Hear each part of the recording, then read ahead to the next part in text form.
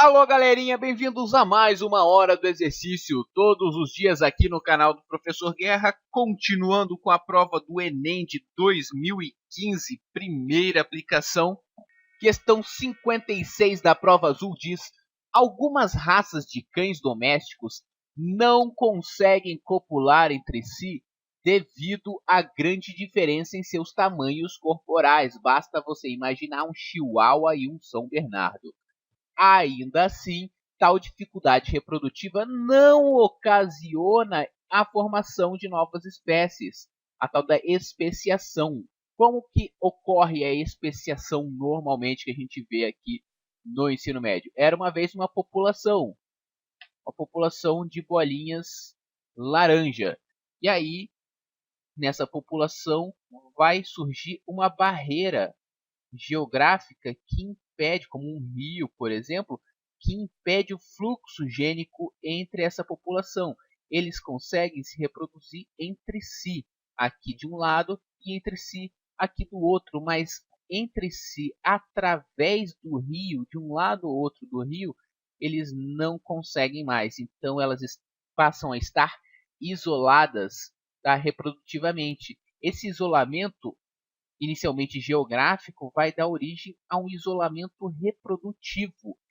Elas vão começar a diferir uma da outra por deriva gênica, tá? Por deriva gênica ou até por alguma pressão de seleção, eventualmente, elas começam a se tornar cada vez mais diferentes uma da outra, até que chega um momento em que elas passam a não ser mais capazes de se reproduzir e passam a ser espécies diferentes.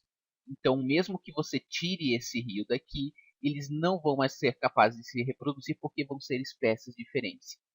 Ele está dizendo que isso não ocorre em cães, apesar da enorme diferença de tamanho entre algumas raças que impede a reprodução. Tá? E por que essa especiação, essa formação de novas espécies é impedida em cães? Vamos dar uma olhada lá. Letra A. A especiação não ocorre devido à oscilação genética das raças, é a tal da deriva gênica. É justamente o que ocorre aqui para dar origem à espécie. Ora, se a deriva eventualmente dá origem a novas espécies, se você mantiver as populações isoladas, então isso aqui é um fator que dá origem à espécie e não que impede a especiação. Letra B. Convergência adaptativa entre as raças. Convergência é quando eu tenho espécies diferentes, ou no caso seriam raças diferentes, e elas todas começam a ter um formato ou começam a arrumar a mesma solução para um problema em comum.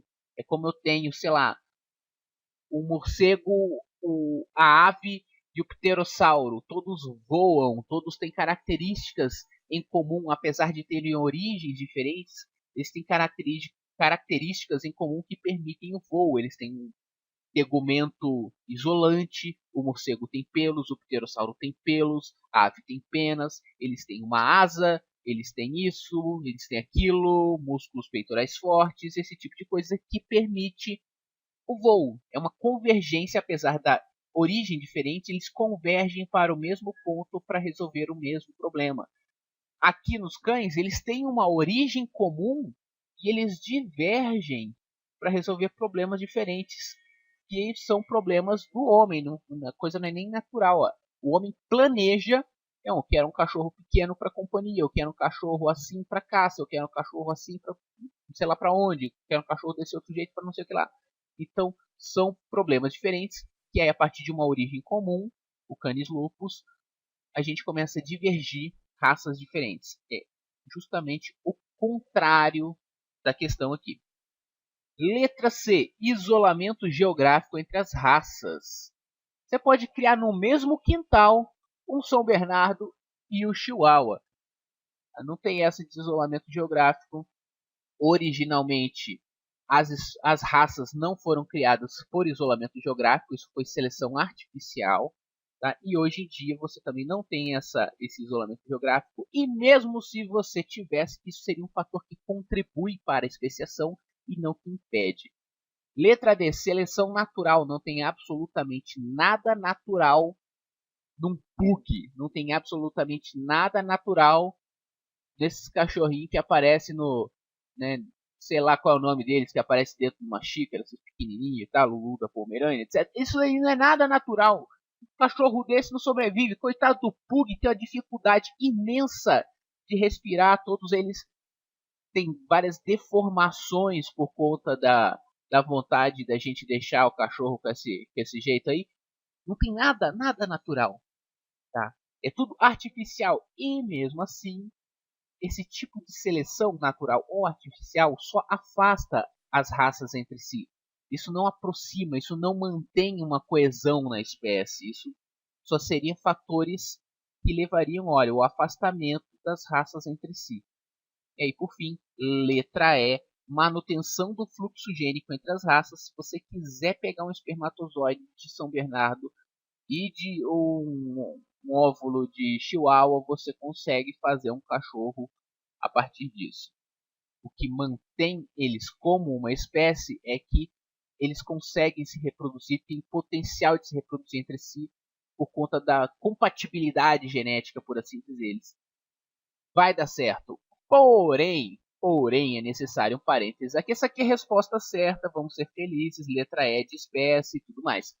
Porém, vários fatores. A definição de espécie é uma coisa muito confusa. Existem vários fatores que, né, se você olhar a definição de espécie, ela não vai encaixar para todas as espécies. Existem espécies, principalmente de anuros, né, de sapos, rãs, etc., que você define duas populações como pertencentes a espécies diferentes porque elas cantam diferente. O sapo de um lado quacha de um jeito, o sapo do outro quacha de outro jeito. Por não se reconhecerem no canto, eles não se reproduzem entre si. Porém, seriam geneticamente compatíveis. Tem algumas coisas que não são ave, a gente define também, às vezes define a espécie da ave ouvindo o canto para depois olhar para o bicho. Existem várias coisas que poderiam ser geneticamente compatíveis, poderia haver um fluxo gênico, não existe porque elas cantam diferente ou porque elas têm uma temporada reprodutiva em momentos diferentes, ou então elas estão ativas em diferentes momentos do dia, mas que se você botasse para cruzar, forçasse a coisa, fizesse uma fertilização in vitro, daria certo. Daria um descendente, seria fértil e tudo mais.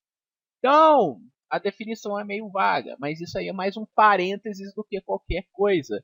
Tá? Fico feliz aqui com a resposta à letra E de espécie e toca para frente. Né? Se for no caso do vestibular, toca para frente. Na vida real, a gente faz esse adendo. Espécie em várias definições, nenhuma delas cabe perfeitamente a todos os seres vivos. Então, é isso aí, galerinha. Se você gostou, dá um joinha aqui no vídeo, dá um joinha lá no Facebook também. Se inscreve no canal, todo dia tem exercício novo. Tá vindo novidade por aí. Amanhã tem mais e até a próxima.